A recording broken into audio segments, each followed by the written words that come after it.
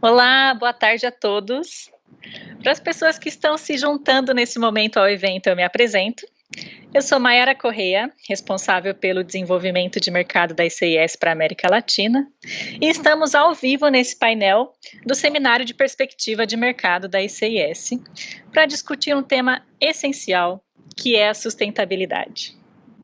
Na ICIS, a sustentabilidade é um dos pilares, e a nossa inteligência de mercado conecta os principais participantes, permite a inovação e ajuda você a ver o que está por vir, para que você saiba onde estão as oportunidades para investir e onde se transformar. Hoje nós vamos conversar sobre a sustentabilidade na cadeia de embalagens plásticas.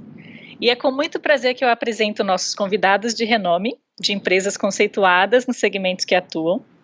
Aqui conosco Jorge Soto, diretor de desenvolvimento sustentável da Braskem, César Sanches, diretor de sustentabilidade e marketing estratégico na Valfilme, Geraldo Kosevitz, gerente executivo de pesquisa e desenvolvimento da BRF, e Paula Leardini, especialista sênior de plásticos reciclados da ICIS. Agradeço aos convidados por se juntarem a este painel e trazerem suas experiências tão complementares nas suas etapas da cadeia de plásticos que cada um está. Bem, vamos lá. Vamos fazer dessa sessão bem interativa, tanto aqui entre nós, quanto interagindo com as perguntas da audiência. Então, pessoal, fiquem à vontade para enviar suas perguntas através da janela do Slido na sua tela do evento, que no final a gente vai dedicar para interagir com esses temas do seu interesse. Bem, hoje em dia é comum vermos donos de marca com metas claras de sustentabilidade em embalagens, quanto ao uso de plásticos recicláveis e também porcentagem de plásticos reciclados, quando cabível, dentre outras metas. Eu vejo os donos de marca como agentes da indústria mais próximos da tomada de decisão sobre mudanças de embalagens, né? Então, eu gostaria de primeiramente perguntar ao Geraldo, da BRF, de acordo com a sua experiência, Geraldo, e a sua opinião, como inserir o tema de sustentabilidade na decisão sobre embalagens, né? Que benefícios que a sustentabilidade traz para a empresa? Bom dia a todos.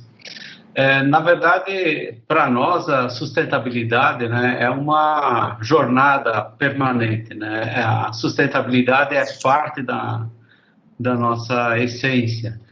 Então, nós dedicamos a esse tema como um todo, né, uma atenção muito grande. E claro, aqui nós estamos num ambiente conversando sobre embalagens, etc., mas certamente vocês devem imaginar, considerando o tamanho da cadeia na qual estamos inseridos, que, na verdade, a embalagem é uma pequena parte das ações voltadas à sustentabilidade que a empresa participa como um todo, né? Então, eu diria assim, é essencial considerarmos a sustentabilidade, e se não fôssemos sustentáveis, né, vamos dizer assim, considerando a nossa posição como liderança no topo dessa cadeia agropecuária, nós não estaríamos aqui. Então, ela praticamente permeia todas as nossas ações, todos os nossos dias, nós estamos falando de temas relacionados, né? Porque se não considerássemos, não estaríamos aqui. Obrigada, Geraldo. Obrigada por compartilhar. Bem, a cadeia toda de embalagens plásticas busca se tornar mais sustentável, mas enfrenta alguns desafios, né? Então, eu gostaria de explorar mais esse tema dos desafios com uma pergunta para o César, da Valfilme. Então, César, quais os desafios e oportunidades em sustentabilidade na perspectiva de conversão de embalagens? Mayara, obrigado. Eu queria agradecer primeiro o convite de estar aqui, agradecer a Mayara, toda a equipe da ICIS, é um grande prazer. Então vamos lá, oportunidades, desafios, são muitos, né? Tem muitos desafios e muitas oportunidades, mas eu vou começar um pouco com o começo da cadeia, então matéria-prima, né? Então nós, e como outras empresas, somos recicladores, temos parte do nosso negócio é reciclagem, e matéria-prima para mim é resíduo plástico, né? E é muito importante que esse material volte para a cadeia, volte para o value chain. Então esse é um grande bottleneck. Vamos olhar um pouquinho os números. Então, se você pegar o The New Plastics Economy Report, lá você vai encontrar que mundialmente 14% dos plásticos aproximadamente são coletados para reciclagem. Desses 14%, você tem uma perda em torno de 6%, então 8% são efetivamente reciclados e 2% são reciclados de alguma forma que a gente chama de closed loop, então bottle to bottle ou algo do tipo. Lá em torno de 40% termina em landfills e 32% no meio ambiente, terra e mares, né? Então, estima-se que a perda, né, de material é de 80 a 120 bilhões de dólares todo ano, né, só de embalagens plásticas. Isso em si é uma oportunidade gigantesca para pesquisadores, empreendedores, startups, novas tecnologias, desde coleta, reciclagem mecânica, reciclagem química, até novos modelos de negócio, né? Você pode pensar aí em usar inteligência artificial, blockchain, uma série de modelos de negócio que podem nascer para otimizar essa cadeia, né? Então, esse é um grande desafio, um grande bottleneck. Como coletar, separar e trazer de volta esse material para a cadeia produtiva, né? Tem várias oportunidades. Você pode olhar para alguns apps que já foram desenvolvidos, né? Tecnologias que estão em desenvolvimento para aumentar as taxas de reciclagem, novas plantas de separação automática de resíduos sólidos.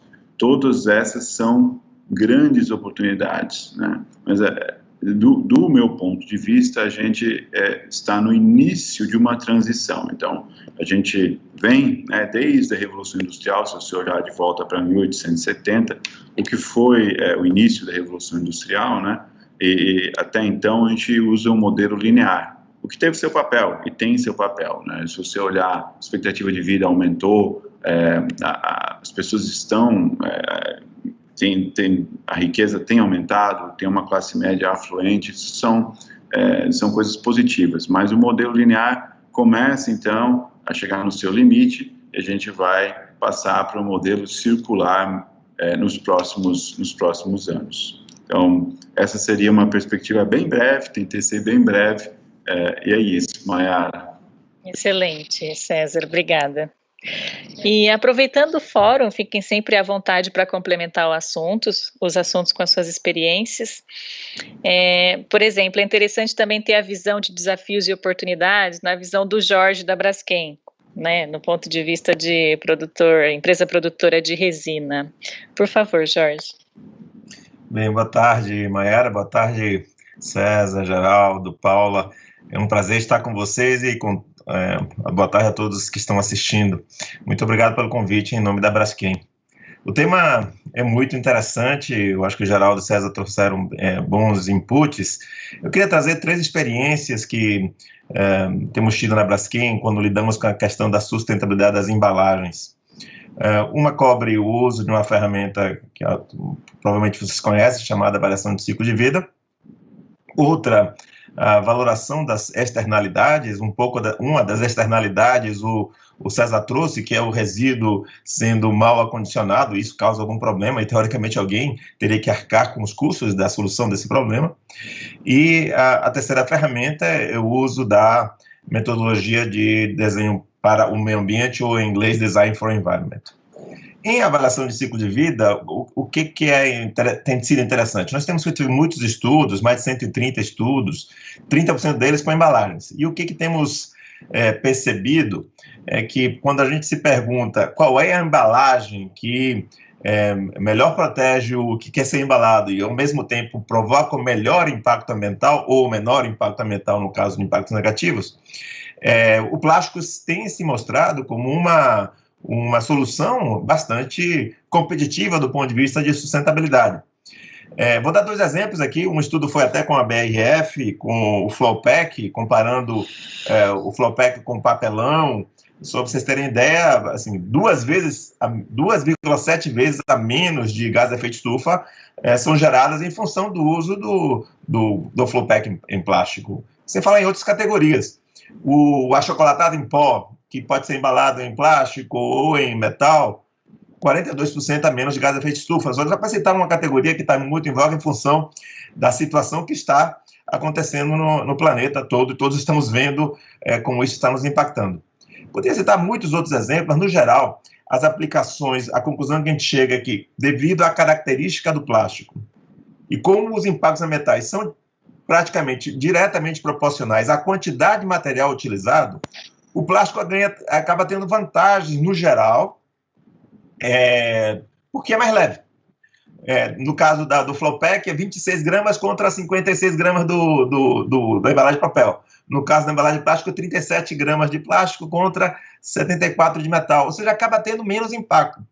Agora, isso não tira a necessidade de resolver a questão do final de vida útil, como o César comentou. E esse é o nosso principal desafio.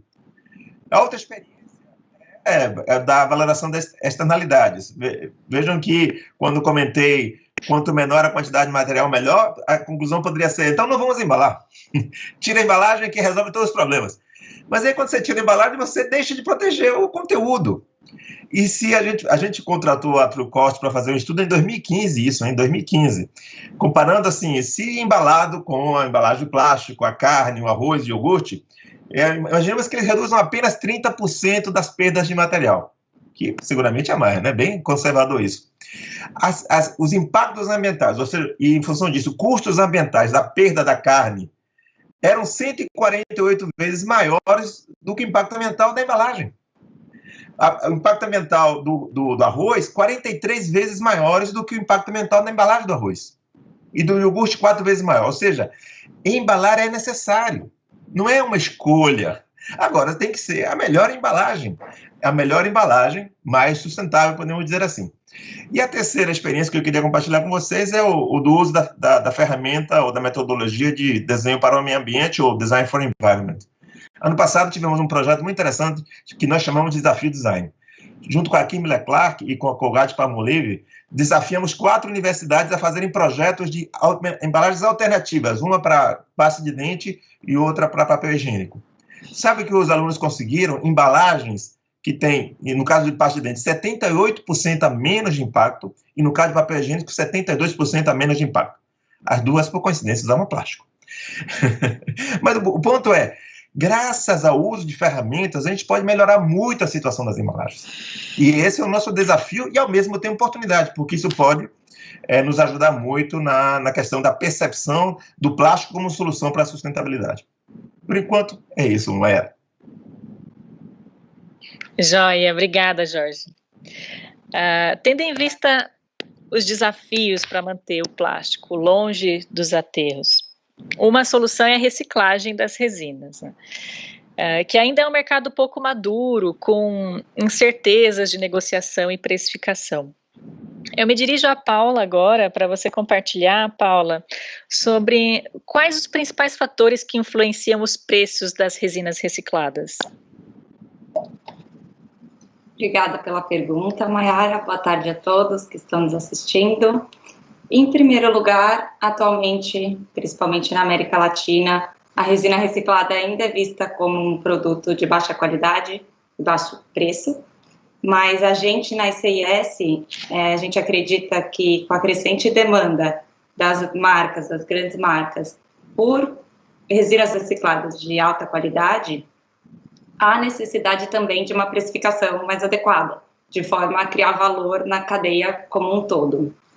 E agora, respondendo a sua pergunta, os 3 principais fatores que a gente vê que influenciam os preços de reciclado. 1 é oferta, 2, demanda, 3, o custo de produção. Esses 3 fatores são parecidos em diversos mercados, mas eu vou tentar trazer um pouco mais de detalhe como eles se aplicam à reciclagem de plástico. Então, o primeiro fator é a oferta. Eu acho uma variável importante é o volume e a qualidade dos resíduos que vão ser usados como matéria-prima para produzir a resina reciclada, como o César comentou, a questão dos resíduos. E hoje em dia tem muitas empresas trabalhando no design de embalagens, como o Jorge também comentou, que é design de embalagens para facilitar a reciclagem. Então, eles levam em consideração qual a cor, qual tipo de polímero, se usa mais um ou mais tipos de polímero, se é multicamadas ou não, qual dimensão, então, qual o tamanho da embalagem, e se é rígido ou flexível, se tem rótulo, adesivos, etc. Sempre levando em conta as alternativas, até de ser tecnicamente reciclável, mas a possibilidade de acesso à coleta desses materiais. E aí, nesse assunto de separação e coleta, que é importantíssimo nessa etapa para garantir a oferta, o consumidor tem um papel importantíssimo e também o governo e empresas privadas para disponibilizar o acesso a pontos de coleta para o consumidor poder descartar o material de forma correta. E também a operação das cooperativas e dos recicladores são importantíssimos, porque dependendo da tecnologia que eles usam, de qual a capacidade que eles têm, qual a produção real, então depende muito da eficiência da planta também, isso afeta a oferta. Então, o que é importante na parte da coleta, quanto mais contaminado vem o resíduo, mais ineficiente é o processo. Então, isso é importante ressaltar nessa questão da oferta. Do ponto de vista da demanda, o comportamento do consumidor também é importante, mas é mais no sentido de comprar produtos que são embalados com material com conteúdo reciclado.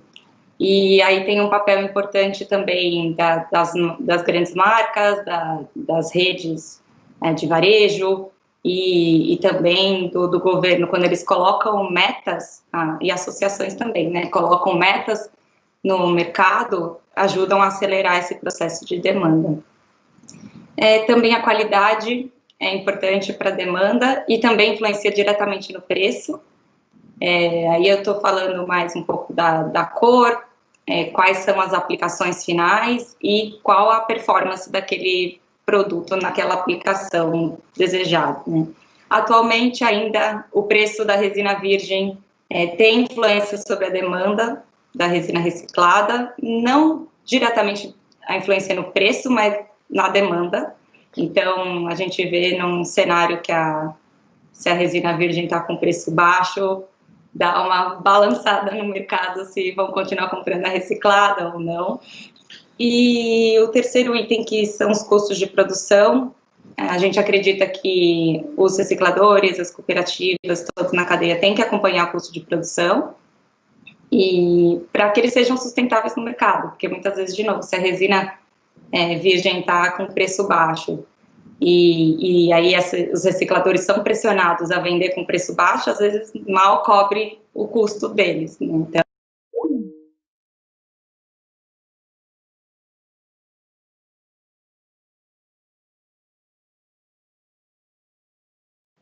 e também secagem, a trituração em flakes, depois a extrusão se for fazer pellet, etc. E aí eu queria trazer um exemplo de um mercado um pouco mais maduro, que é a Europa.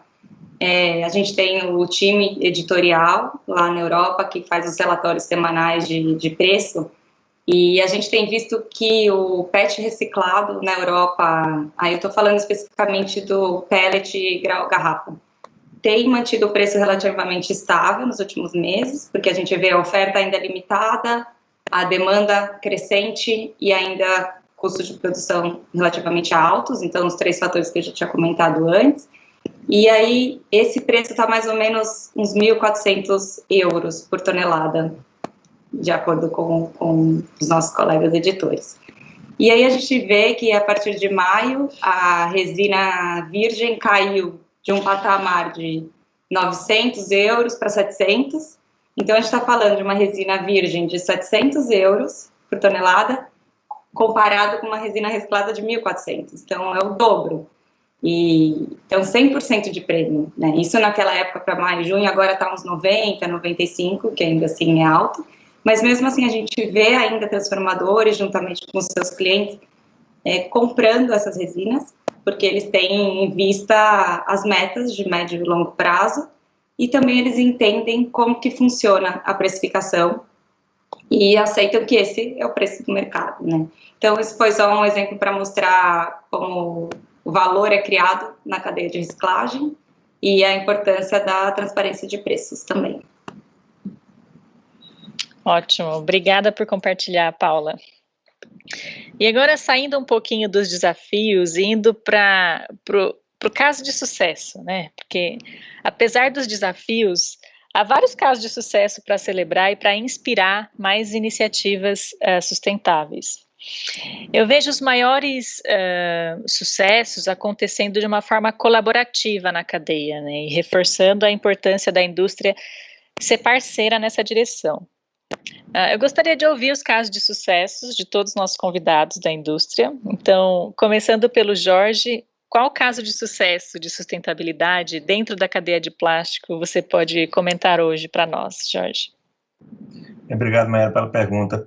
Eu acho que vale a pena contextualizar a situação que o César colocou, e eu acho que é uma preocupação da maior parte do setor, é sobre os resíduos, porém de uma forma mais ampla na lógica que ele colocou da economia circular, porque começa afirmando que para que esse futuro chegue, é impossível que não haja parceria envolvida. Então, assim, tudo vai ter que voltar de alguma maneira, tudo vai ter que se interconectar, e a necessidade que você acabou de colocar da colaboração e da parceria é fundamental para que esse futuro chegue a existir. Então, nessa lógica, eu gostaria de complementar o que eu comentei anteriormente, porque a lógica dos projetos é necessária, tudo precisa ser projetado para que assim funcione.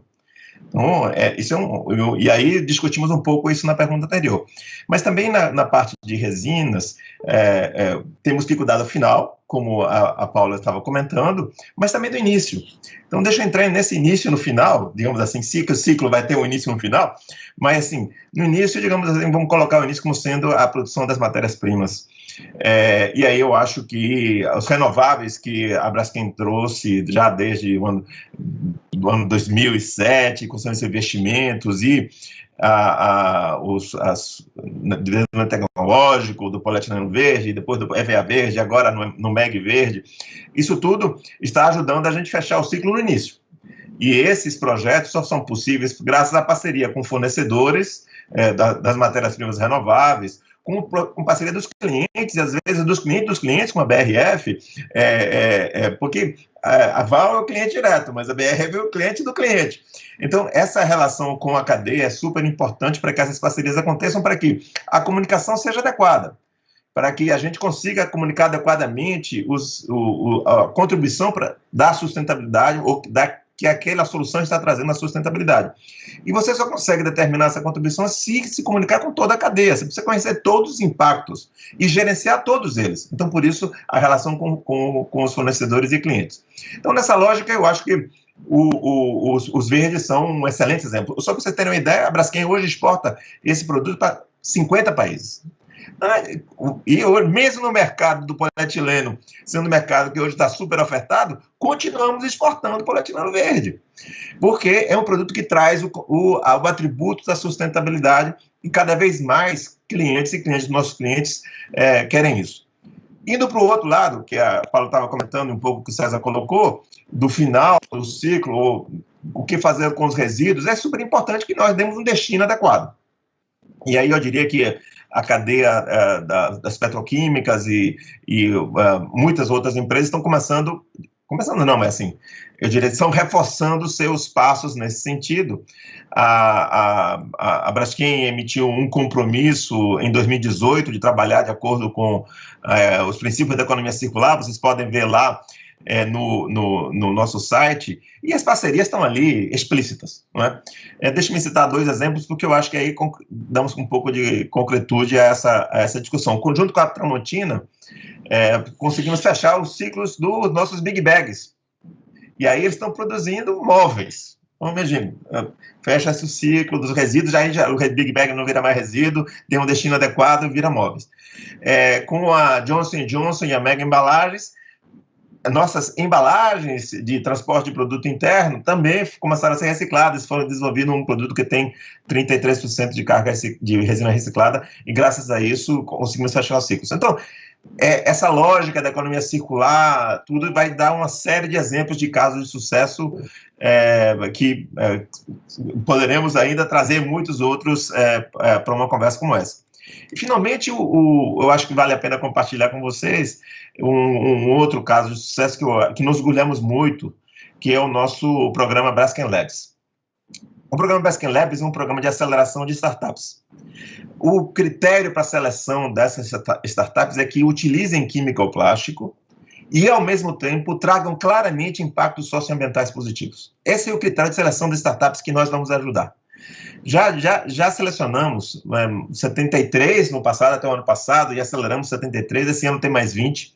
E essa é a forma de conectar diretamente inovação com sustentabilidade, porque trazemos exemplos concretos do que essas startups estão desenvolvendo em plástico, utilizando plasticoquímica, e que trazem esse benefício para a sustentabilidade. Estamos falando das soluções para um futuro mais sustentável para a sociedade. Então, eu acho que esse é um maravilhoso caso. Olhem lá na internet, cito, por exemplo, o Gota, que é um sistema de esgoto modular para uma ou poucas casas, que foi desenvolvido pelos empreendedores, ou Raiz, um sistema autorrigável de plantação, que ficou maravilhoso, tudo isso utilizando químico-plástico. Então, de fato, é uma forma de demonstrar que o nosso setor tem futuro, que é inovador e contribui concretamente para a sustentabilidade. Eu acho que são belíssimos casos de sucesso. Uau, muito interessante, Jorge, parabéns, muito legal. Casos de sucesso são mesmo inspiradores, né? Como é possível fazer diferente. Vamos continuar trocando essas experiências, agora com o César. Por gentileza, César, aqui você pode compartilhar de caso de sucesso na sustentabilidade. Legal, Mayara. Então, vamos lá. Hoje, o Val Group recicla 300 milhões de garrafas PET pós-consumo por mês. Tá? A gente tem 3 plantas, uma no Rio, uma no México e uma na Espanha. Além disso, nós reciclamos todo o nosso pós-industrial, o que dá um total de 35 mil toneladas ano. Então, ao todo, contando as garrafas PET, que são pós-consumo, e o pós-industrial de filmes, nós reciclamos 135 mil toneladas ano, aproximadamente, de plástico. Tá? Então, a primeira planta de reciclagem de PET foi fundada no ano 2000.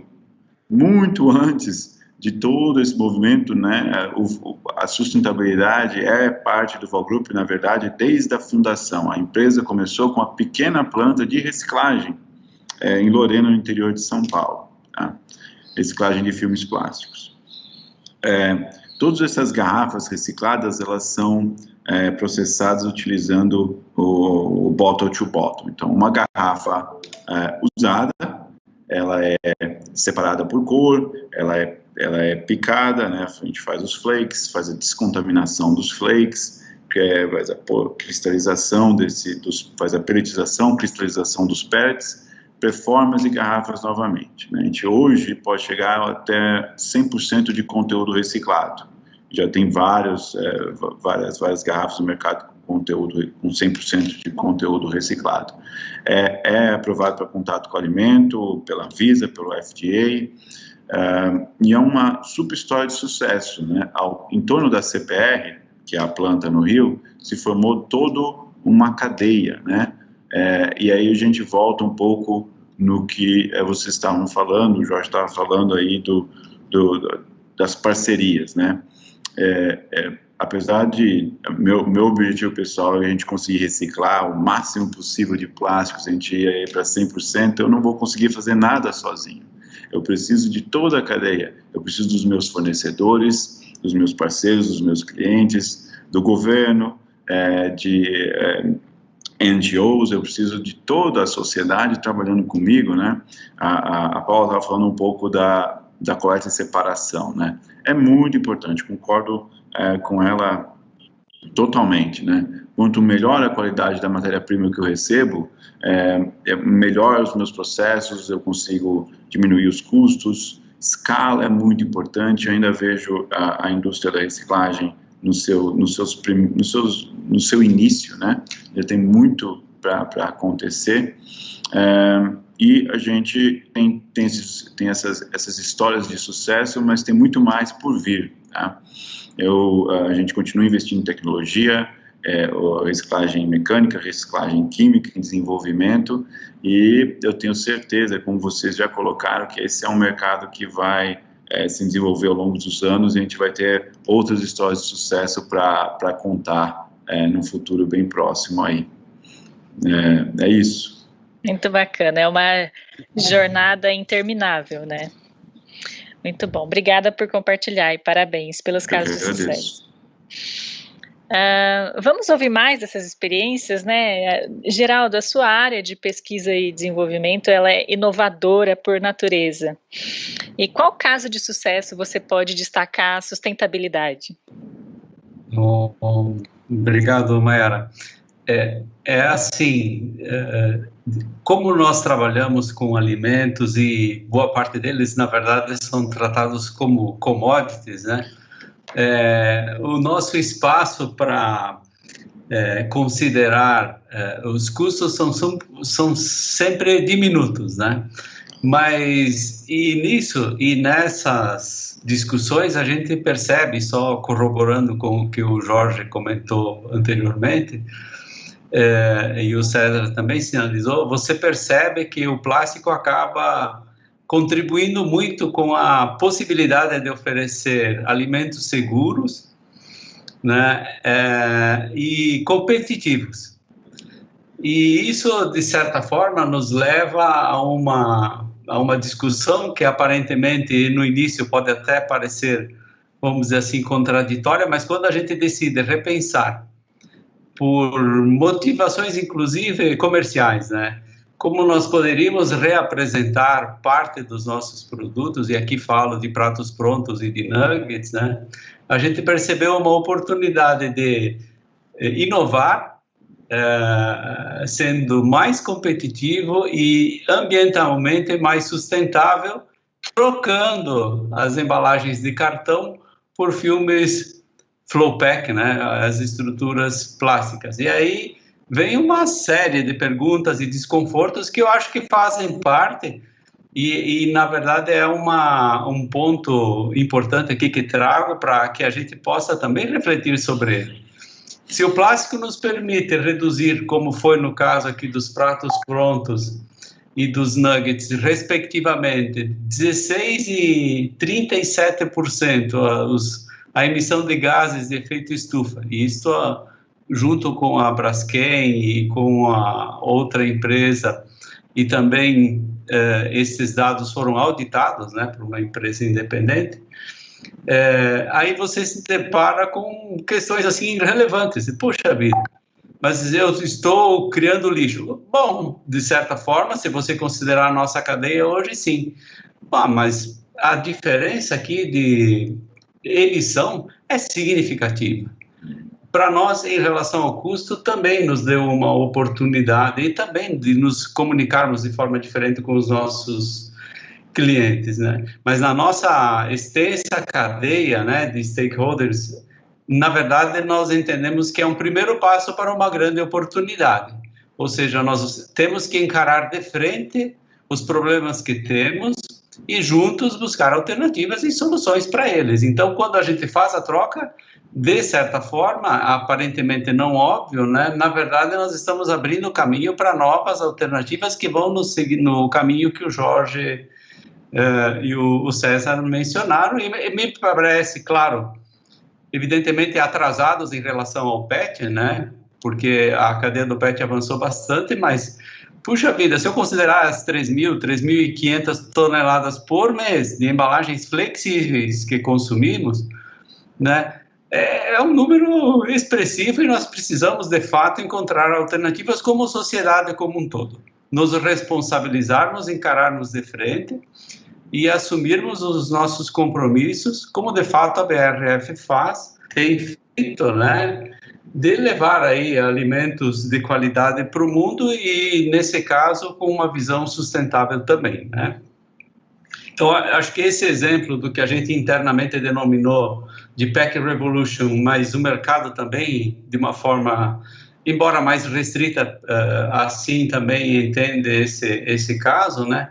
Acho que aqui é um ponto de inflexão interno e ele acaba, de certa maneira, trazendo uma série de discussões e de uma revisão de posicionamentos. E a partir daí a gente percebe um desdobramento muito grande dentro da empresa, né? Então, por exemplo, quando a gente se volta para os produtos como os curados e defumados, que é um mercado muito importante para nós, né? Dos salames, presuntos, crus, que são produtos que demoram muito para preparar, a gente tem um carinho muito grande por eles, é um produto de altíssima qualidade nutricional, aí qualquer desperdício nisso, e aí eu trago até uma questão, uma comparação, por exemplo, queijos, né?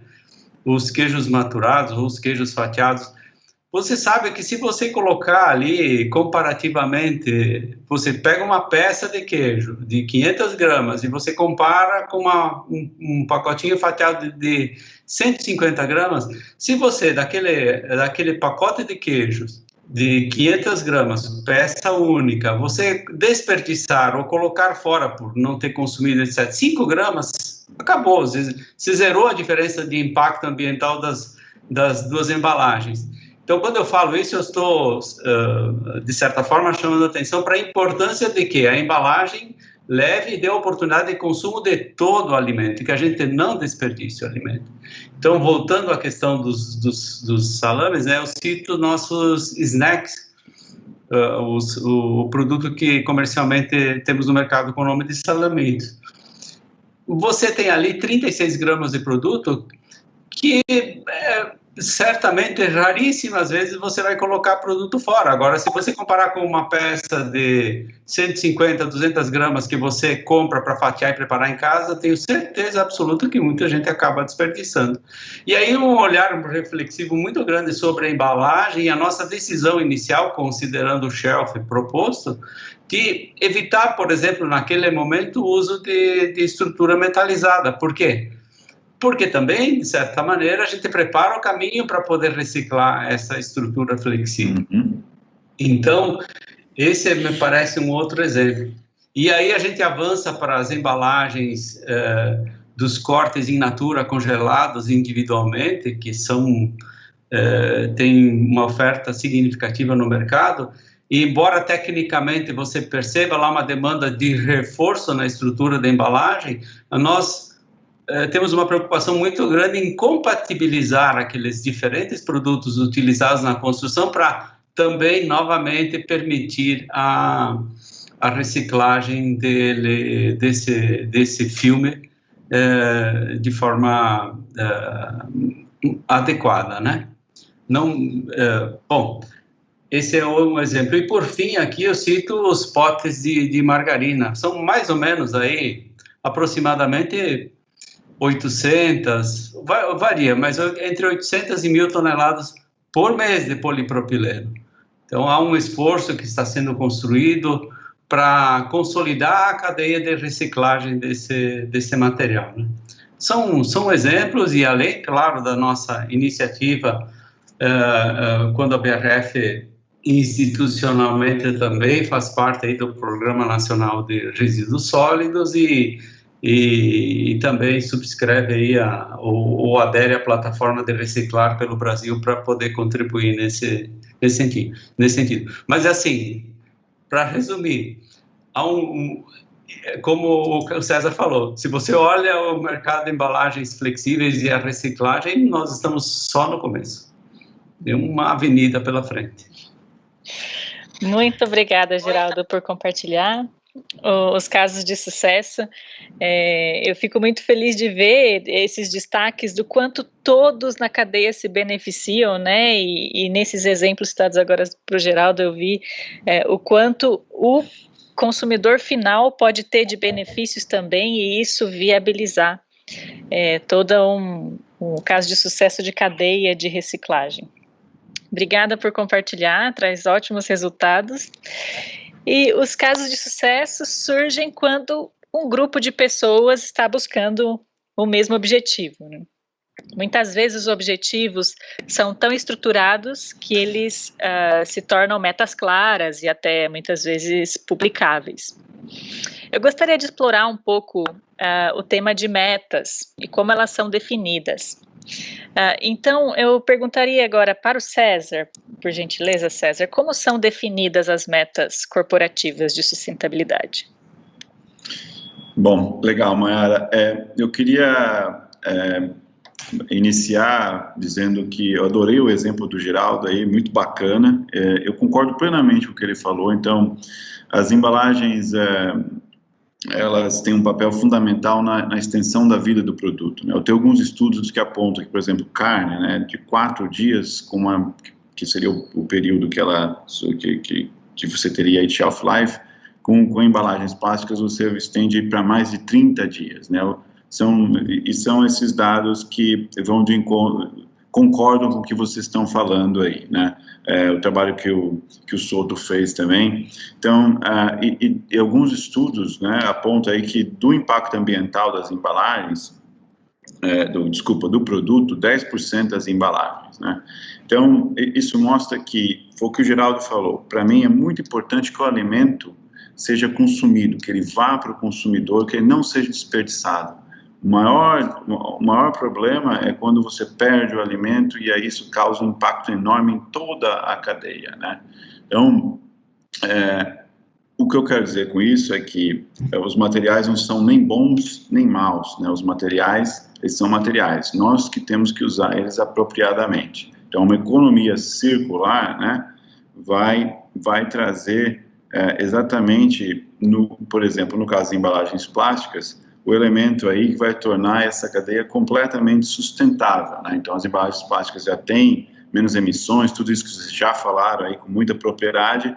Com a economia circular, a gente fecha o loop e aí você tem uma solução de sustentável, enfim, economicamente e para o meio ambiente também. Agora, para a pergunta da Mayara, como é que a gente, então, estabelece as nossas metas e como é que a gente acelera esse processo, né? Eu acho que vocês devem ter visto aí que uma série de asset managers no mundo, né, tem um dos maiores aí acabou de criar um fundo de economia circular e existe uma série de pressões tanto dos clientes desses asset managers quanto dos asset managers com shareholders, né, para que a gente inicie essa transição, né, que a gente acelere essa transição. E isso vem muito da própria sociedade, né? A própria sociedade, os consumidores, como tem uma classe média afluente, você tem mais conhecimento, mais informação, tecnologia, você começa a exigir mais e mais os produtos. Os clientes querem produtos de excelente qualidade, entregues quase que instantaneamente, sustentáveis, os clientes querem tudo. E tá certo, eu acho que a gente, como cadeia, né, como indústria, tem que cada vez melhorar. E aí isso vem em cascata, Mayara, isso vem para os nossos clientes, né, como a BRF e outros, e eles lançaram recentemente uma série de metas, né, de sustentabilidade. E é para eles que eu olho. Então, eu olho para as necessidades dos meus clientes para os próximos 5, 10, 20 anos. E eu vou tentar trabalhar com eles para atingir essas metas. Então, a gente tem metas agressivas aí de aumento de conteúdo reciclado, né, para os próximos 5, 10, 20 anos, em linha com o que tem sido apresentado no mercado. Desenvolvimento, que o Souto falou aí, Design for Environment, a gente tem várias equipes técnicas trabalhando aqui dentro para rever as embalagens, diminuir o peso, novos materiais, novas barreiras com diferentes tecnologias para tornar todas as embalagens retro-recycle. Então, a gente basicamente olha, então, né, para essas, o que eu chamo de mega trends, então olho para as grandes tendências globais e aí, mais, para mim, é importante os meus clientes, atender eles, né, isso chega para mim através deles, né, atender as necessidades deles e ajudar eles a alcançar os objetivos estratégicos. Então, é assim que eu trabalho. Obrigada, César, por compartilhar. Bem, a definição de metas varia de empresa para empresa, então eu gostaria também de ouvir do Jorge como são definidas as metas corporativas de sustentabilidade. Obrigado, Mayara. Acho que na questão de sustentabilidade acabamos não conceituando, entendendo que todo mundo já tem o mesmo conceito de sustentabilidade, né? Mas eu acho que qualquer que seja o conceito que está na cabeça de cada um, olha sempre para os impactos que aquela empresa ou produto está provocando no longo prazo, né? Assim, no tempo indo para frente, né? Com uma visão de futuro. A comissão lá, Brundtland, lá na década de 90, organizou isso na década de 80, né? Como uma relação de respeito intergeracional. Então, é super importante definir metas de longo prazo mesmo. Então, acho que esse é um primeiro ponto. Aí o César colocou 2020, 30. É isso mesmo, temos que definir metas de longo prazo. Na Braskem, desde 2009, temos essa prática. Em 2009, definimos metas para 2020, e depois revisamos isso em 2013, olhando para 2020, e agora estamos definindo as metas de 2030 para o assunto. Então, se vocês olharem no nosso site lá, vocês vão ver as metas, como estamos. Fico muito feliz que aquelas metas que foram definidas em 2009 e revisadas em 2013, já 72% delas foram atingidas. Ainda vamos, espero que nesse ano, avançar um pouco mais. O ponto temos que olhar a longo prazo. Agora, o que considerar para a definição dessas metas de longo prazo? E aí o César lembrou as megatendências. Eu acho que é importante também ter nessa relação com a cadeia, como ele comentou, com os clientes, o que eles esperam. Mas, de uma forma geral, a sustentabilidade é multiparte interessada. Você tem que olhar para todas as suas relações, com os seus clientes, com os seus fornecedores, mas também com a sociedade de forma geral, com sua comunidade, com os formadores de opinião, porque todos eles têm alguma expectativa em relação às empresas e o seu papel para a construção desse desenvolvimento sustentável. Então, essa lógica chama-se materialidade. Então, é necessário ter uma clareza do que importa, o que está sendo considerado como importante. Inclusive, os seus próprios integrantes também têm as suas expectativas. Então, tendo isso em mente, dá para definir um conjunto de metas. Nesse momento, na Braskem, como eu falei, estamos definindo as metas de 2030. E nesse processo todo, eu acho que aprendemos algumas coisas. Uma delas acho que veio muito também da lógica da definição dos Objetivos de Desenvolvimento Sustentável da ONU, que estão olhando para 2030, com uma expressão que eles utilizaram chamada do no harm. Ou seja, não faça danos também. Não é só como você pode contribuir para melhorar a situação da fome ou para melhorar a situação da escassez hídrica, mas também você não provocar fome ou você não provocar a escassez hídrica. Estou dando apenas 2 exemplos. Então, nessa lógica do no harm, tem que olhar para os riscos que suas operações ou sua cadeia traz. Então, além da materialidade, estamos considerando essa lógica de riscos. E além ou seja, megatendências, materialidade e gestão de riscos, isso tudo como input para definir uma visão de longo prazo, essa visão alinhada ao que diria seria um passo talvez mais clímax da definição de um propósito. Eu acho que é muito importante na lógica dessa lógica de definições de metas de sustentabilidade, ter um propósito claro na sua empresa. Nós, em 2013, discutimos o nosso propósito empresarial e chegamos à conclusão que deveria ser: nós devemos, como empresa, ajudar a melhoria da vida das pessoas. Agora, como no nosso negócio fazemos isso? Criando as soluções sustentáveis da química do plástico.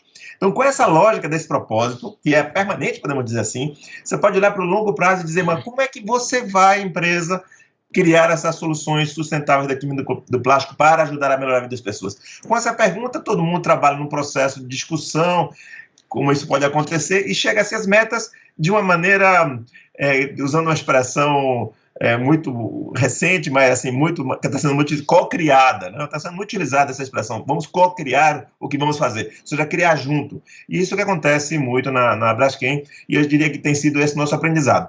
Eu acho que o grande desafio, para concluir essa parte, é fazer com que tudo isso seja integrado na estratégia de negócio da empresa. Então, olhar para aquilo que vai trazer alguma diferenciação da sua empresa no mercado. Diferenciação positiva, de que forma você vai contribuir mais. Na Braskem, decidimos que há 2 temas que nós queremos contribuir de forma diferenciada. Um é mudanças climáticas, e por causa disso, nossos investimentos em tecnologia, nossos investimentos em renováveis, e o outro é pós-consumo dos plásticos, ajudar a resolver a questão dos resíduos. E por isso, nosso investimento em tecnologia no assunto, nosso investimento nesse negócio também. Nós não tínhamos um negócio desse como em 2018. Agora temos, porque colocamos isso como meta. Então, eu acho que essa lógica da integração da sustentabilidade no negócio é o passo mais importante e talvez o mais desafiador. Ou seja, não falar mais em metas de sustentabilidade, mas quais são as metas da empresa. E todas elas estão associadas à contribuição da empresa, ou no caso da Braskem, ao propósito que, se considerar a sustentabilidade, será completamente integrado. Né? Essa é a forma como nós estamos cuidando do assunto. Muito legal, obrigada, Jorge. É muito interessante essa chamada de trazer a sustentabilidade para o negócio, né? E isso tudo fica muito natural. É realmente falar da empresa, falar do seu negócio, ele naturalmente vai ser sustentável.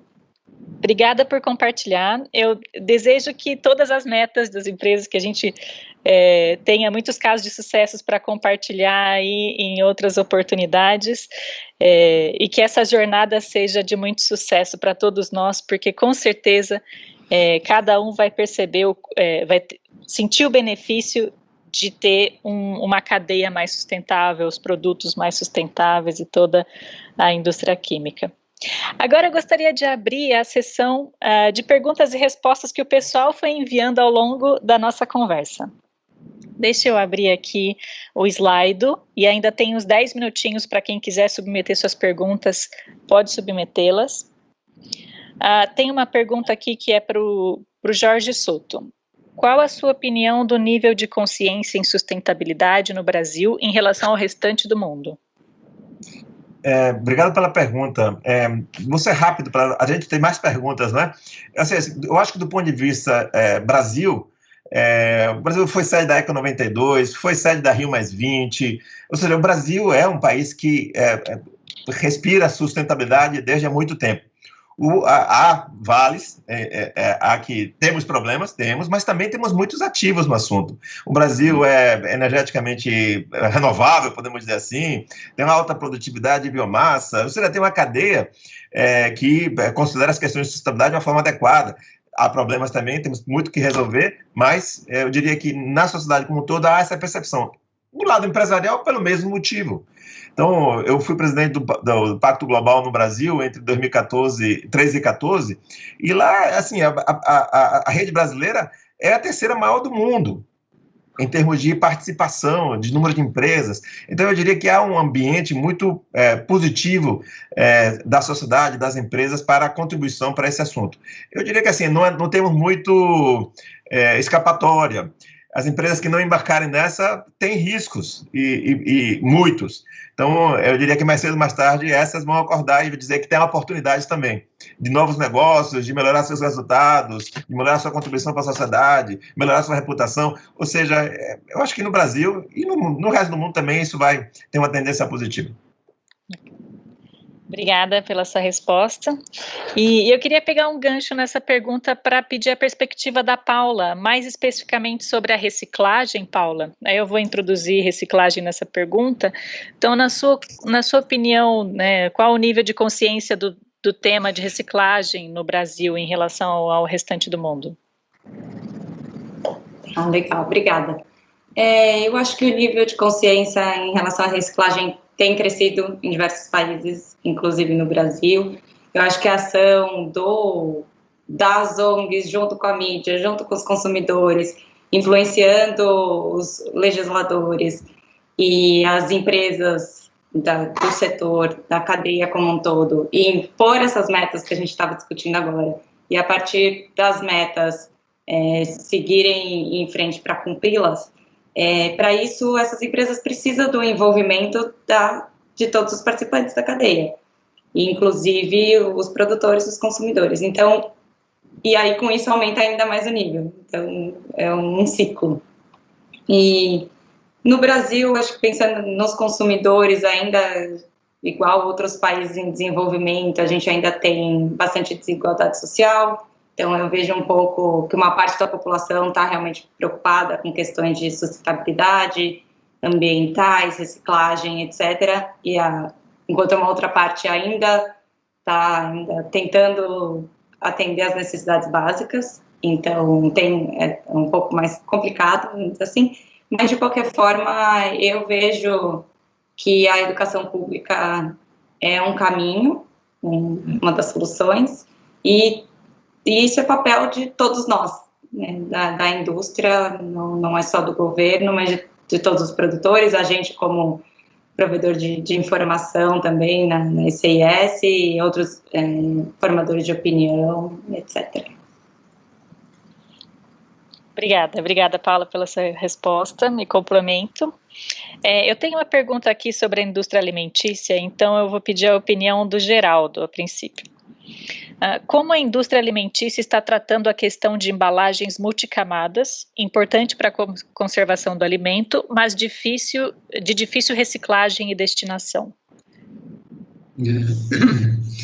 Tem o primeiro esforço é não complicar o que não precisa, né? Porque se você tem um time com conhecimento, consegue fazer ou desenhar essa embalagem de forma adequada, né? Então, acho que esse é o primeiro trabalho, né? O segundo trabalho que nós estamos, na verdade, direcionando uma boa parte dos nossos esforços é tentar utilizar o que o mercado chama de compatibilizantes, né, para permitir a reutilização desses materiais. Mas, de fato, e aqui eu queria chamar a atenção a um ponto, só para dar uma dimensão do problema para a nossa cadeia, né, para a nossa produção de alimentos, porque, só para que vocês tenham uma ideia, nós produzimos algo aproximadamente entre 350 a 400 mil toneladas de alimentos por mês. Para poder embalar isso, nós utilizamos mais ou menos, eu uso grosso modo essa informação para facilitar também um pouco o racional, 15 mil toneladas de embalagem. Dessas 15 mil toneladas de embalagem, nós temos mais ou menos apenas 500 toneladas de embalagem que tem que oferecem para nós esse desafio dos múltiplos materiais. Então, é uma parte menor, mas não menos importante, porque ela acaba utilizando ou permitindo a comercialização dos produtos de maior valor agregado. Então, sim, existe um esforço muito grande. Aparentemente, nós estamos encontrando alternativas, mas nós temos a expectativa de colaborar também no sentido de implementar a reciclagem das embalagens flexíveis de uma forma geral, porque elas vão nos oferecer as oportunidades que faltam para que, de fato, a gente elimine esse problema do nosso dia a dia, né? Excelente. Eu gostaria de usar esses últimos minutos para agradecer novamente a cada um de vocês que estão aqui no painel, Jorge, César, Geraldo e Paula. Agradecer a todos que se juntaram a nós na audiência. Desejo a todas as empresas um ótimo desenvolvimento sustentável. E também espero que vocês aproveitem do evento aqui na plataforma de conteúdo e também aproveitem a sessão de networking que o evento oferece. Muito obrigada e boa tarde. Obrigado. Boa tarde. Obrigado a todos. Obrigada.